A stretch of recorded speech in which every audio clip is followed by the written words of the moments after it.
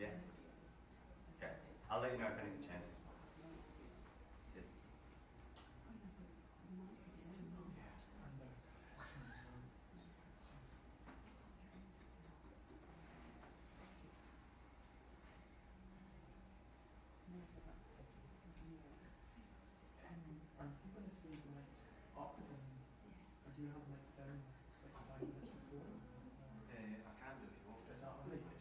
It's just before we get to everyone, it's just for our stream. Yeah, I'll just mute them. Thank you.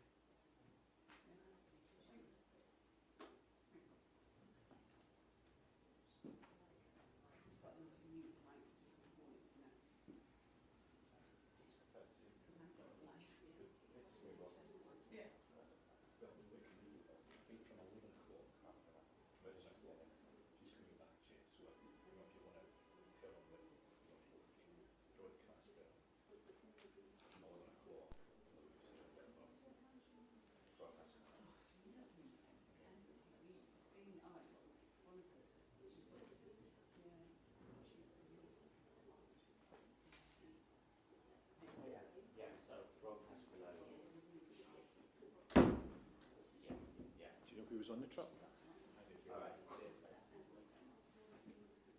He's going to be happy.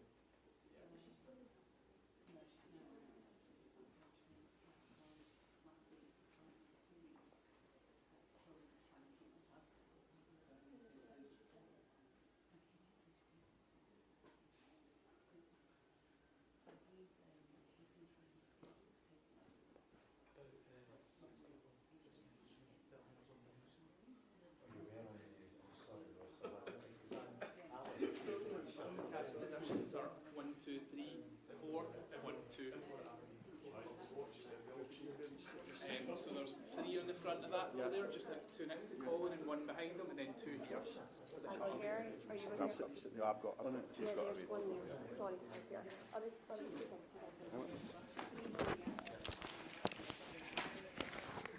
That mic is live. Okay, that's fine, thank you.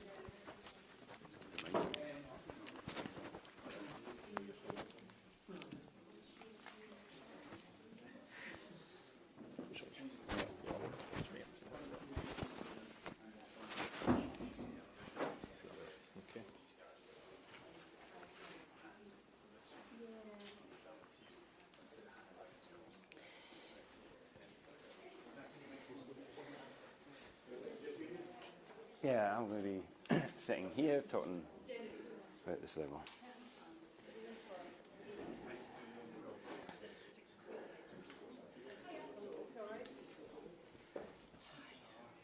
Hello. And that's for you, I believe. Ah, that's Where wonderful am I? to hear. Here? Does it I don't know. Yeah. you need to come over here.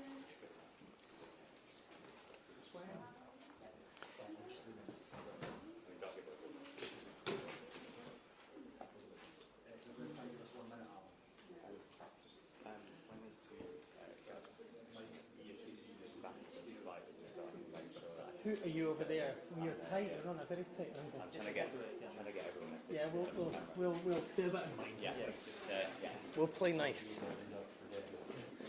Well done. Thanks, mate. Assuming it's right. Well, there is always that. Yeah.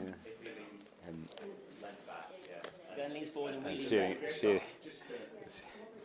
sharing a joke. Yeah, we can move that. Move it and just change the angle a bit more. Yeah, What are we doing? yeah. Bring this forward. Forward? Yeah, does that work? Is that right? How's that? All right. It's profiling. But yeah, you just make sure you're conscious of each other. Sure. Can't see you good yet. What behind? Oh, that one there, yeah. That gentleman saying I should get him, yeah. No, but I wouldn't do anything about it. I'm always cold. No, I'm freezing. Have you know I'm cold? Thank you. Thank you, Colin. Oh, that. Thanks, Frank. brought to you in Good association service, with the Good service. Well, Scottish Government. pay my considerably high taxes. Oh, were you? You can do it to me, Colin. I won't mind. I won't take a discrimination case. So it took them an entire day to explain that one to us. Of course they did.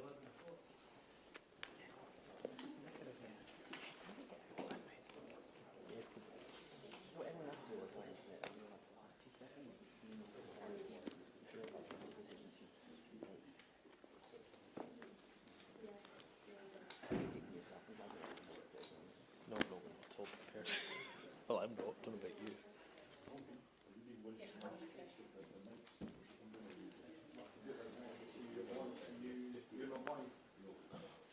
Can I just check channel 4 ITN?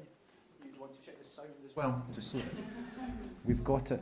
Ross, could you put on our headset as well? Just check our sound as well. 1, 2, 3. I'll get a handheld put on as well, just to make sure the handhelds are okay. 1, 2, check, check, check. 1, 2, 3, 4, 5, 6, 7. Okay with that? And our one as well. 1, 2, yeah, 1, 2, hey, hey, 1, 2, 1, 2, yeah, 1, 2. Everybody okay? Great.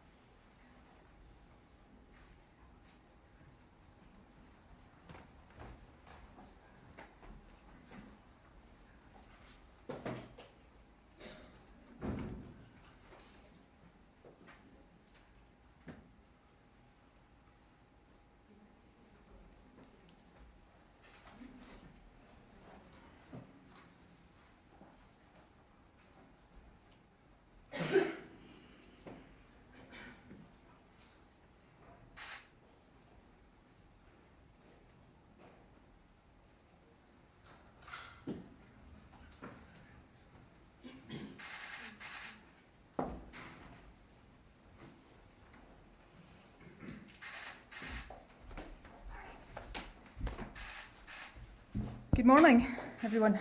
Thank you for coming along. I'm sorry to break into your half-term break. Being First Minister of Scotland is, in my admittedly biased opinion, the very best job in the world. It is a privilege beyond measure, one that has sustained and inspired me in good times and through the toughest hours of my toughest days. I am proud to stand here as the first female and longest serving incumbent of this office. And I'm very proud of what has been achieved in the years I've been in Bute House. However, since my very first moments in the job, I have believed that part of serving well would be to know, almost instinctively, when the time is right to make way for someone else. And when that time came, to have the courage to do so, even if to many across the country and in my party it might feel too soon. In my head and in my heart, I know that time is now, that it is right for me, for my party and for the country. And so today I am announcing my intention to step down as First Minister and leader of my party. I have asked the National Secretary of the SNP to begin the process of electing a new party leader, and I will remain in office until my successor is elected. I know there will be some across the country who feel upset by this decision and by the fact I am taking it now. Of course, for balance, there will be others who will, how should I put this, cope with the news just fine. Such is the beauty of democracy. But to those who do feel shocked, disappointed, perhaps even a bit angry with me, please know that while hard, and be in no doubt, this is really hard for me, my decision comes from a place of duty and of love. Tough love, perhaps, but love nevertheless for my party and above all for the country. Let me set out as best as I can my reasons. First, though I know it will be tempting to see it as such, this decision is not a reaction to short-term pressures. Of course, there are difficult issues confronting the government just now, but when is that ever not the case? I have spent almost 3 decades in frontline politics, a decade and a half on the top or second top rung of government. When it comes to navigating choppy waters, resolving seemingly intractable issues, or soldiering on when walking away would be the simpler option, I have plenty of experience to draw on. So if this was just a question of my ability or my resilience to get through the latest period of pressure, I wouldn't be standing here today, but it's not. This decision comes from a deeper and longer term assessment. I know it might seem sudden, but I have been wrestling with it, albeit with oscillating levels of intensity for some weeks. Essentially, I've been trying to answer 2 questions. Is carrying on right for me? And more importantly, is me carrying on right for the country, for my party, and for the independence cause I have devoted my life to? I understand why some will automatically answer yes to that second question. But in truth, I have been having to work harder in recent times to convince myself that the answer to either of them, when examined deeply, is yes. And I've reached the difficult conclusion that it's not. The questions are inextricably linked, but let me try. I've been First Minister for over 8 years, and I was Deputy First Minister for the best part of 8 years before that. These jobs are a privilege, but they are also rightly hard, and especially in the case of First Minister, relentlessly so. Now, to be clear, I'm not expecting violins here, but I am a human being as well as a politician. When I entered government in 2007, my niece and youngest nephew were babies, just months old. As I stepped down, they are about to celebrate their 17th birthdays. Now that I think about it, that's exactly the age to be horrified at the thought of your auntie suddenly having more time for you. My point is this: giving absolutely everything of yourself to this job is the only way to do it. The country deserves nothing less. But in truth, that can only be done by anyone for so long. For me, it is now in danger of becoming too long. A First Minister is never off duty, particularly in this day and age. There is virtually no privacy. Even ordinary stuff that most people take for granted, like going for a coffee with friends or for a walk on your own, becomes very difficult. And the nature and form of modern political discourse means that there is a much greater intensity, dare I say it, brutality to life as a politician than in years gone by. All in all, and actually for a long time without it being apparent, it takes its toll on you and on those around you. And if that is true in the best of times, it has been more so in recent years. Leading this country through the COVID pandemic is by far the toughest thing I've done. It may well be the toughest thing I ever do. I certainly hope so. Now, by no stretch of the imagination was my job the hardest in the country during that time. But the weight of responsibility was immense. And it's only very recently, I think, that I've started to comprehend, let alone process, the physical and mental impact of it on me. So what I'm really saying is this: if the only question was, can I battle on for another few months, then the answer is yes, of course I can. But if the question is, can I give this job everything it demands and deserves for another year, let alone for the remainder of this parliamentary term, give it every ounce of energy that it needs in the way that I have strived to do every day for the past 8 years, the answer, honestly, is different. And as that is my conclusion, hard though it has been for me to reach it, then given the nature and scale of the challenges the country faces, I have a duty to say so now. I feel that duty first and foremost to our country to ensure that it has the energy of leadership that it needs, not just today, but through the years that remain of this parliamentary term. And right now, in a very particular sense, I feel that duty to my party too. We are at a critical moment. The blocking of a referendum as the accepted constitutional route to independence is a democratic outrage. But it puts the onus on us to decide how Scottish democracy will be protected and to ensure that the will of the Scottish people prevails. My preference of using the next Westminster election as a de facto referendum is well known. I've never pretended it is perfect, no second best option ever is, nor that there are no alternatives. That is why I've always been clear that the decision must be taken by the SNP collectively, not by me alone. But I know my party well enough to understand that my view as leader would carry enormous, probably decisive weight when our conference meets next month.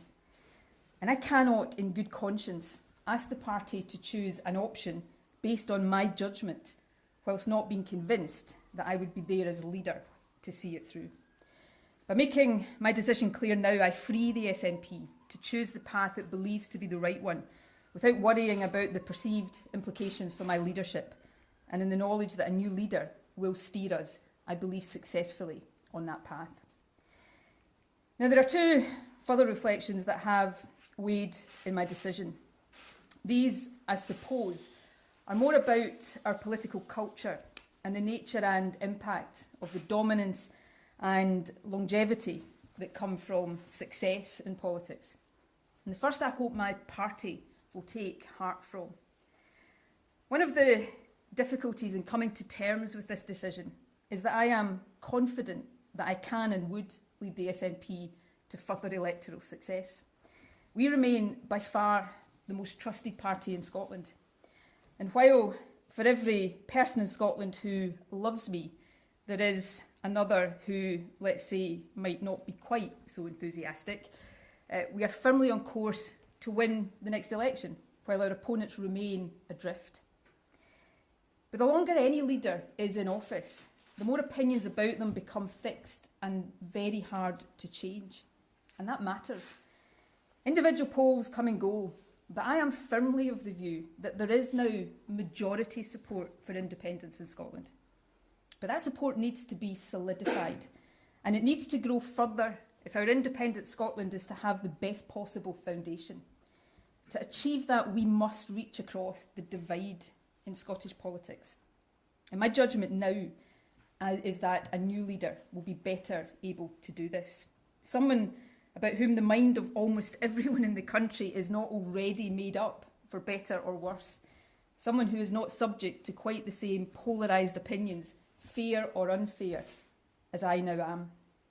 The good news, as the country will now get to see more clearly perhaps, is that the SNP is full of talented individuals, more than up to that task. My second reflection is related. I feel more and more each day now that the fixed opinions people increasingly have about me, as I say, some fair, others little more than caricature, are being used as barriers to reasoned debate in our country. Statements and decisions that should not be controversial at all quickly become so. Issues that are controversial end up almost irrationally so. Too often I see issues presented and as a result viewed not on their own merits but through the prism of what I think and what people think about me. I've always been of the belief that no one individual should be dominant in any system for too long. But while it's easy to hold that view in the abstract, it is much harder to live by it. With this decision, I am trying to do so. Indeed, if all parties were to take this opportunity to depolarise public debate just a bit, to focus more on issues than on personalities, and to reset the tone and the tenor of our discourse, then this decision, right for me and I believe for my party and the country, might also prove to be good for our politics. I certainly live in hope. Now, a couple of final points before I take a few questions. While I am stepping down from leadership, I am not leaving politics. There are many issues I care deeply about and hope to champion in future. One of these is the promise, the national mission so close to my heart to improve the life chances of care experienced young people and ensure they grow up nurtured and loved. My commitment to these young people will be lifelong. And obviously, there is independence. Winning independence is the cause I have dedicated a lifetime to. It is a cause I believe in with every fibre of my being. And it is a cause I am convinced is being won. I intend to be there as it is won every step of the way. Yesterday morning, I attended the funeral of a very, very dear friend and long-standing independence activist, a wonderful man by the name of Alan Angus. It was actually during that funeral service that I went from being 99% certain about this decision to 100% certain, though I know Alan would not be at all happy to have played any part in my departure, so I'm sorry, Alan. But his funeral reminded me that the cause of independence is so much bigger than any one individual, that all of us who believe in it contribute in different ways at different stages of our lives. Since I was 16, I have contributed as an activist, a campaigner, and a leader. And so now as we look to what I firmly believe is the final stage in Scotland's journey to independence, albeit a hard one, I hope to use all the experience and perspective I've gathered over these years to help get us there. Lastly, there will be time in the days to come for me and others to reflect on what has been achieved during my time as First Minister. I'm pretty certain there will be plenty of commentary on my mistakes as well. I will have more to say before I demit office, but allow me some brief reflections now. Scotland is a changed country since 2014, and in so many ways it is changed for the better. Young people from deprived backgrounds have never had a better chance of going to university than now. Our investment to double early learning and childcare is transforming opportunities for the youngest children. It's also enabling more women to return to work. The baby box is enshrining our aspiration that every child should have the best start in life. Scotland is fairer today than it was in 2014. We have a more progressive approach to taxation and a new social security system with the Scottish Child Payment at its heart. As the Institute for Fiscal Studies confirmed last week, the poorest families with children in Scotland are now £2,000 better off as a result of our policies. For many in this cost of living crisis, that will be the difference between food on the table and a warm home or not. There are stronger protections for victims of domestic abuse, and Parliament will soon consider legislation to improve access to justice for victims of rape and sexual offences. I will be the strongest possible advocate for these reforms from the backbenches. We've also shown over these past few years what can be done with the full powers of a nation, creating institutions that are part of the transition to becoming independent. New tax and social security agencies, a network of trade hubs across the world, and a state-owned investment bank ready to help the country reap the industrial benefits of our vast renewable resources. There is so much that I am proud of, but there is always so much more to be done. I look forward to watching with pride as my successor picks up the baton. There will also be time in the days to come for me to say thank you to a very, very long list of people without whom I would not have lasted a single day in this job, let alone 8 years. I won't do so today. I might inadvertently forget someone, or perhaps more likely start to cry. But there are a couple of exceptions. Firstly, my husband and family. Few people understand the price families of politicians pay for the jobs we choose to do. Mine have been my rock throughout. And of course, the SNP. Since I was 16 years old, you have been my extended family. Thank you for the honour of being your leader. And it seems to me that 8 emphatic election victories in 8 years ain't a bad record together. Finally, and above all, the people of this beautiful, talented, diverse, at times disputatious, but always wonderful country. We faced the toughest of times together. I did everything I could to guide us through that time, often from my very familiar podium in St Andrew's House. And in return, I was sustained through that period by a wave of support from you that I will remember and value for the rest of my life. So to the people of Scotland, to all of the people of Scotland, whether you voted for me or not, please know that being your First Minister has been the privilege of my life. Nothing, absolutely nothing I do in future will ever come anywhere close. Thank you from the very bottom of my heart. And with that, I will take a few questions.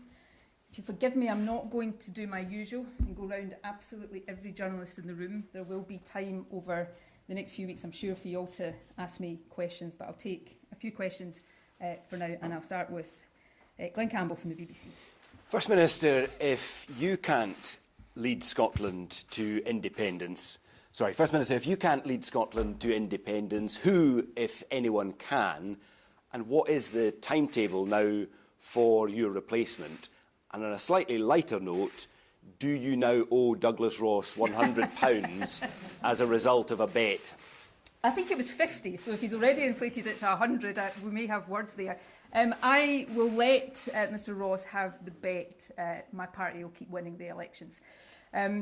On your other questions, on the timetable, that's a matter for the SNP National Executive Committee. I'm sure it will set out the timetable for the election of a new SNP leader over the coming days, and I will demit office when my successor has been elected, and then, obviously subject to the will of Parliament, elected as the new First Minister. And this is a question that no matter how many times you ask it of me over the next few weeks, no matter how many inventive ways you find of asking it, I am not going to say who my preference will be to succeed me. What I do know is that the SNP is awash with talented individuals. One of the things that I've often reflected on is that when a political party, any political party in any country has very dominant individuals, others, through no fault of the dominant individual, I should say, and not sometimes for the want of trying, often others become a bit eclipsed there. So what I'm looking forward to, and I think the country will enjoy over these next few weeks, is seeing that talent and seeing the array of talent. I believe I have led this country closer to independence. I believe we are in the final phase of that journey. I think it will be hard because now we have the dual challenge, the one we always had of convincing a majority, a solid, sustainable majority of the merits of independence, but also secondly, a challenge that is new of finding, in the face of Westminster anti-democratic opposition, that democratic route to allowing the will of the Scottish people to be expressed. And I believe that my successor, I firmly believe that my successor, whoever he or she may be, will lead Scotland to independence, and I'll be there cheering him or her on every single step of the way. Conor Gillis from Sky. Thanks, First Minister. You say that you've been wrestling with this decision for a number of weeks now, and it's not in reaction to some issues over the last couple of weeks, couple of months. Do you believe, though, that the issues, and particularly the row around transgender prisoners, was the straw that broke the camel's back here? And second of all, has it been a failure of your leadership not to have delivered independence since that was your sort of founding mission back in 2014? I'll leave other people to be the judge of my leadership. It's probably a bit invidious beyond saying what I'm proud of, and taking this country ever closer to independence is one of those things. It's a bit invidious for me to cast that judgment. No, that issue wasn't the final straw. Look, I'm long enough in the tooth. I've been in politics, as all of you know, for a long, long time. I'm not going to stand here and insult your intelligence and say that I live in a world that is divorced from the realities of what is going on around me. But it's not the case that this decision is because of short-term issues. I've faced more short-term issues from time to time over my years in politics than I care to remember. And if it was just that, I wouldn't be standing here today. What I would say, though, is this, and I did allude to this in my remarks. I suppose when I look at some of the issues that are being hotly debated in Scotland right now, one of the things that I do regret, I suppose, is not being able to bring a more rational approach to these debates. And I think that goes back to some of what I said earlier. These debates, some of them, one in particular right now, is obviously controversial in its own right. But I think layered on to the top of that, there has been people's views about me, about independence, and suddenly debates that should be rational and that we should be capable as a country of having rationally become something very different. I will always be a voice for inclusion, for quality, equality, for human rights and dignity. I have been, am and will always be a feminist. I will fight for women's rights and I will stand up against threats to women's rights every day that I have breath in my body.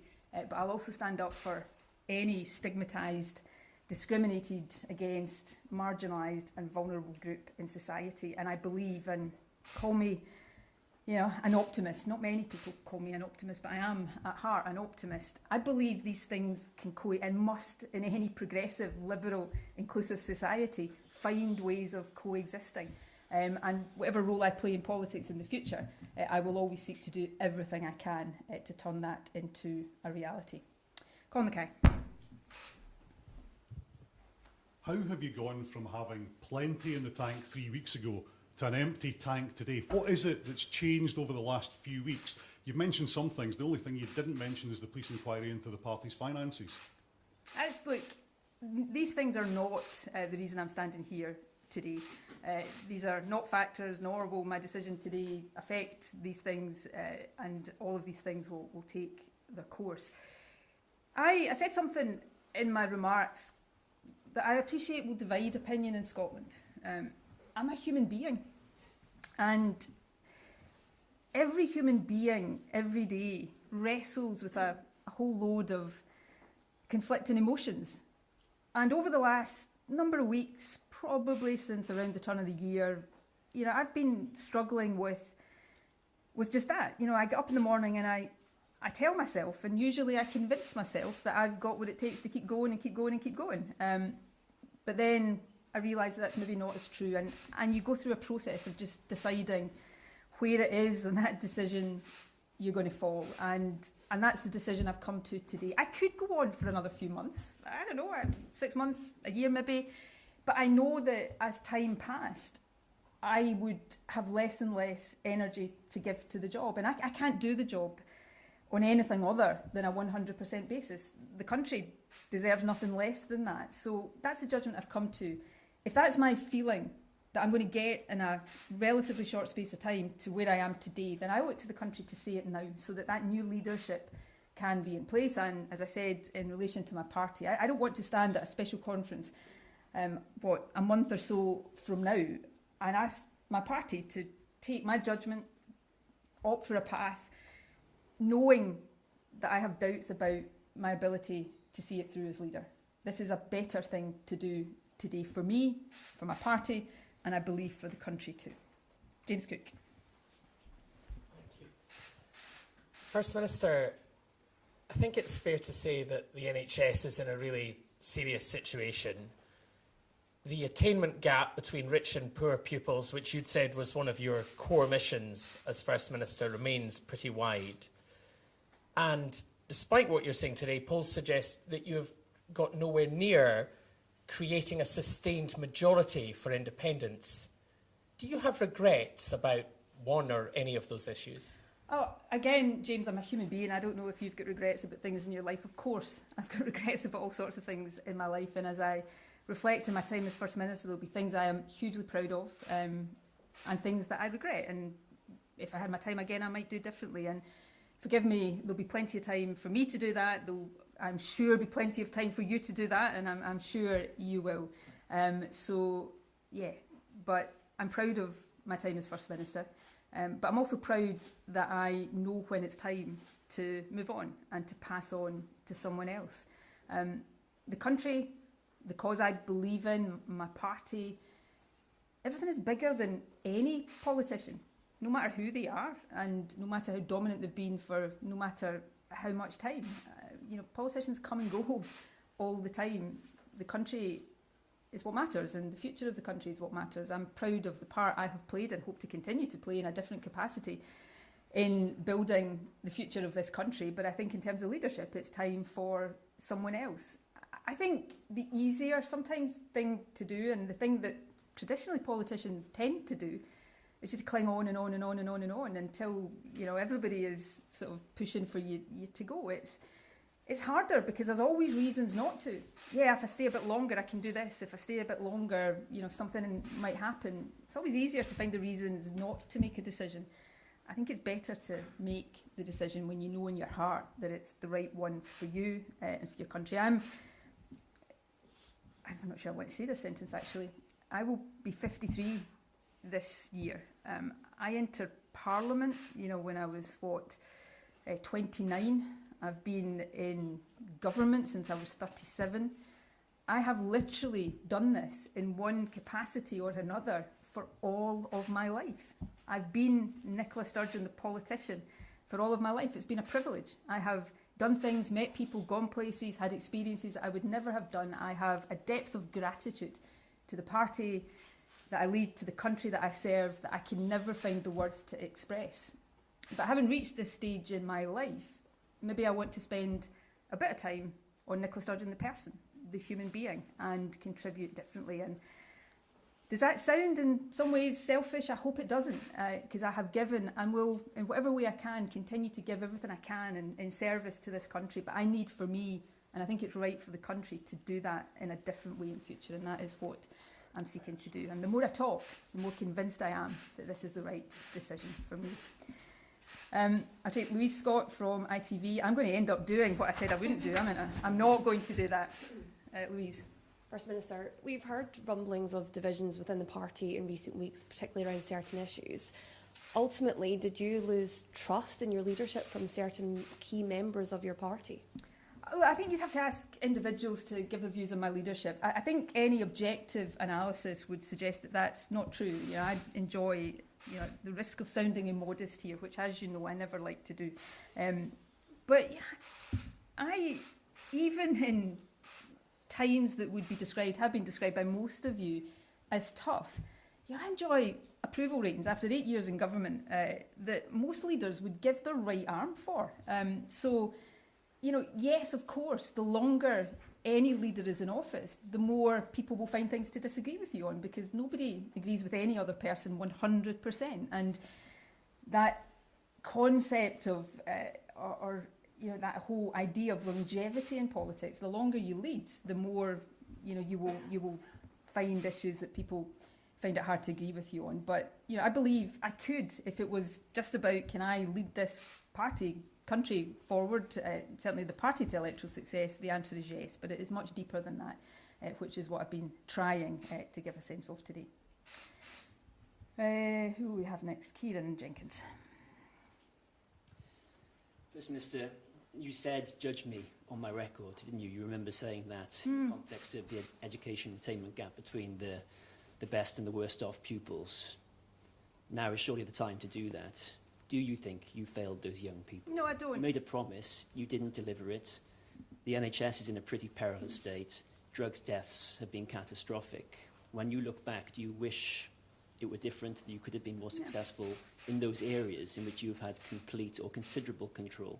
Well, I'll refer back to a question one of your colleagues asked me about, anybody taking stock of the things they're proud of, the things they wish they could turn the clock back and do differently, and I'll do that. And you use the terms judge me. One thing I can be absolutely certain of is people will judge me. There's been no shortage of judgments on me and what I've done or not done in office, and I'm pretty certain that will continue. But if you take young people, today, and I remember, possibly including by you, but certainly by plenty in this room, being challenged on this when I became First Minister, about the attainment gap in access to university. Today, we're on track to close that. If you're a young person from a deprived background or a background like the one I come from, you've got a better chance than you've ever had before of going to university. At the other end of the education system, that fundamental investment in expansion, doubling early years childcare and education is transformational. Effects won't be seen immediately, but the effects that will have as children go through the school system are considerable. The NHS, everywhere, health services are under pressure.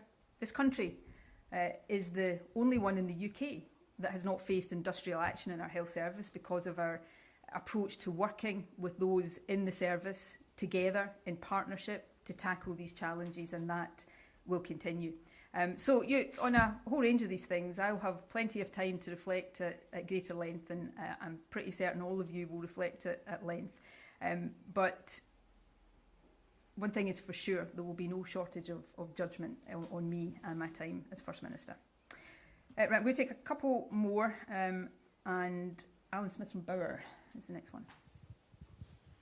Thank you, First Minister. You spoke about this has been something you've been thinking about a matter of weeks and not in response to short-term pressures, but at what point did you start to consider it? Was there a particular moment those weeks ago, and who did you have conversations with at that time about whether or not this is the right decision to take? I've been thinking about it.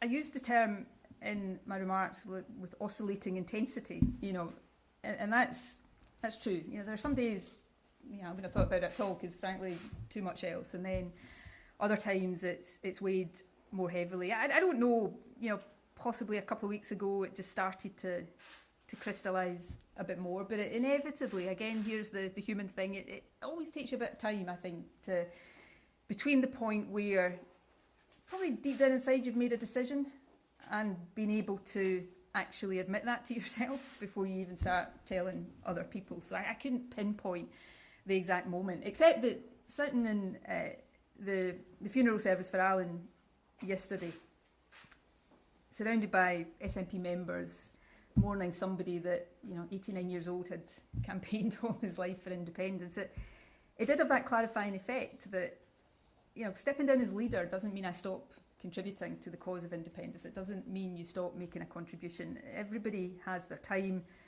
and I think in leadership one of the hardest but one of the most important things to do is know when that time is up. In terms of who I talked about, obviously my close family, the small number of friends. One of the things in leadership you really, really do learn is who you're true friends are in life.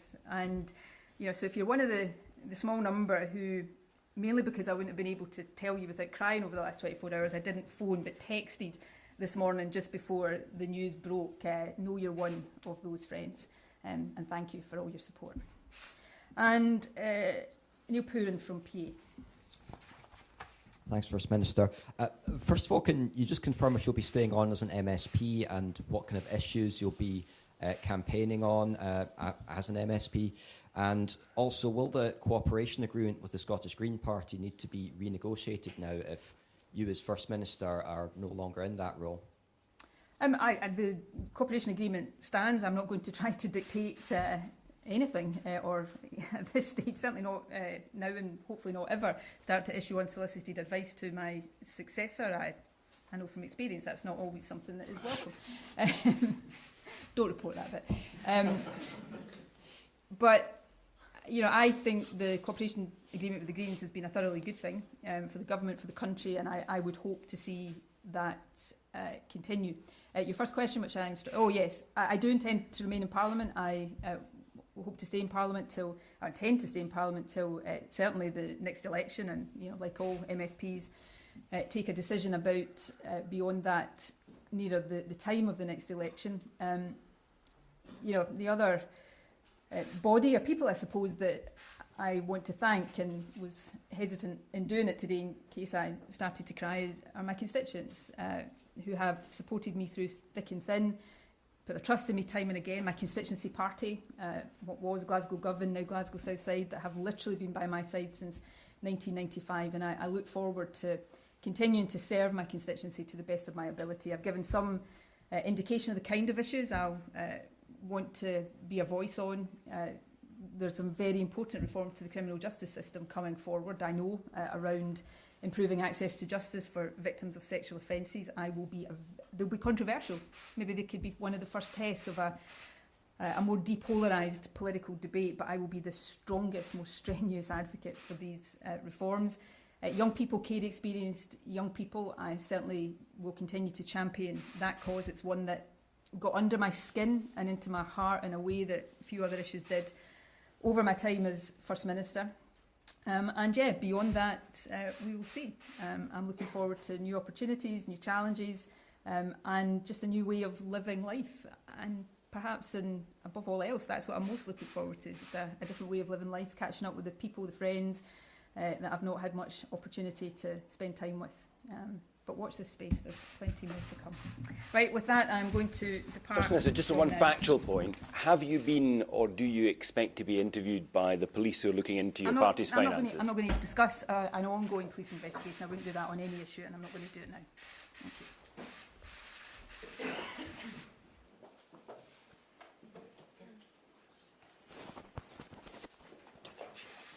I don't know. There's a lot of stuff swirling around. Sorry, mate. Yeah, sorry. It's almost sorry. Sorry. It's ready to remind.